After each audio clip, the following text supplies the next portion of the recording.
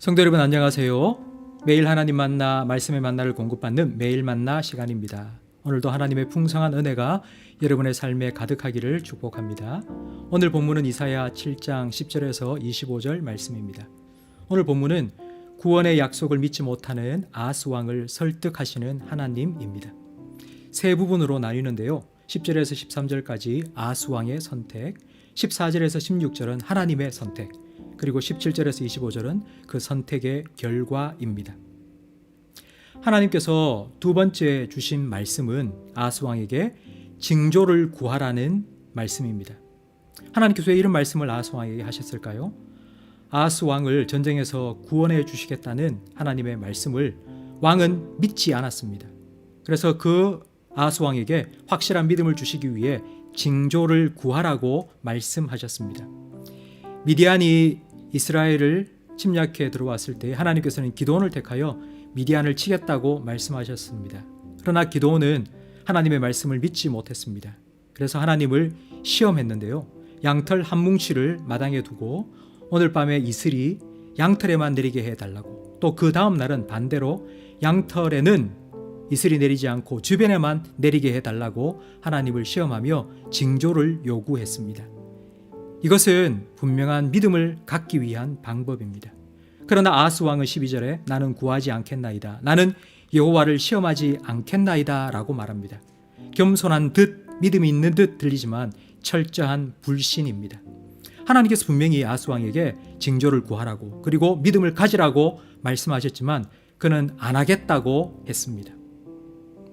그렇게 한 이유가 있는데 열왕기하 16장 7절 말씀에 아하스가 아수르 왕 디글랏 빌레셀에게 사자를 보내 이르되 나는 왕의 신복이요 왕의 아들이라. 이제 아람 왕과 이스라엘 왕이 나를 치니 청하건대 올라와 그 손에서 나를 구원하소서라고 원군을 아수르 왕에게 요청했기 때문입니다. 아하스에게는 다 계획이 있었습니다.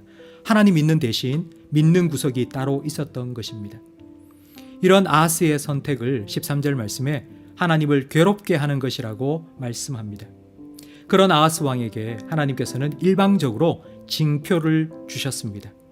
처녀가 잉태하여 아들을 낳을 것인데 그의 이름을 임마누엘이라 하라는 임마누엘의 징표입니다. 우리는 이 말씀을 보면 처녀는 마리아요, 임마누엘은 예수님이라고 생각합니다.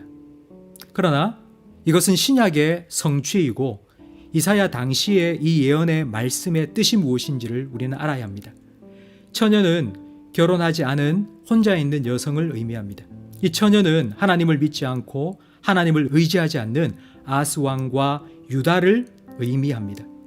그런데도 그 처녀에게, 그 아하스 왕에게 하나님께서는 아들을 주셨는데 임마누엘이라는 아들을 주셨습니다.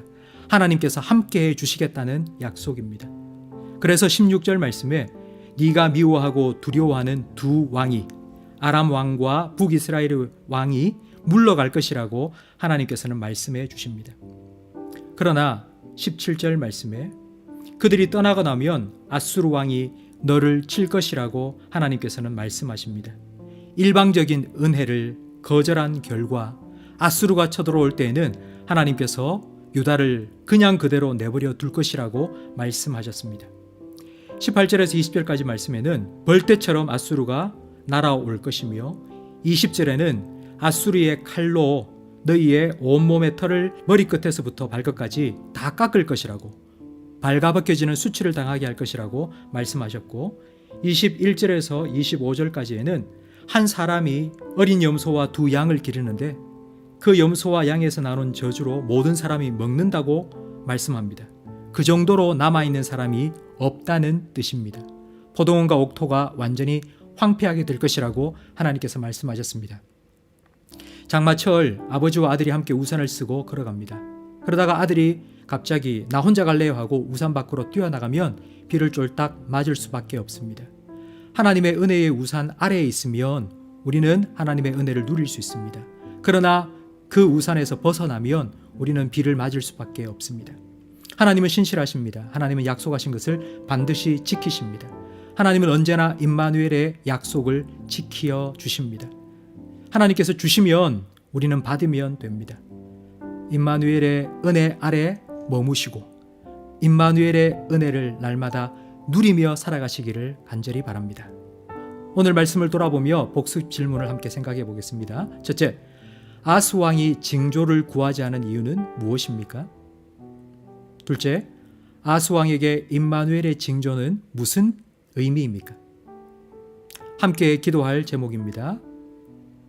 날마다 하나님의 살아계심을 체험할 수 있도록 우리 기도에 응답하여 주시고 하나님의 살아계심을 분명히 볼 수 있는 징조를 우리에게 허락하여 달라고 기도하시고, 우리가 선택할 때에 사람을 의지하는 것이 아니라 말씀을 따라 선택하며 믿음으로 결정할 수 있도록 기도하시며, 오늘도 임마누엘의 은혜 아래 머물러 그 은혜를 누리며 살게 해달라고 기도하시기 바랍니다.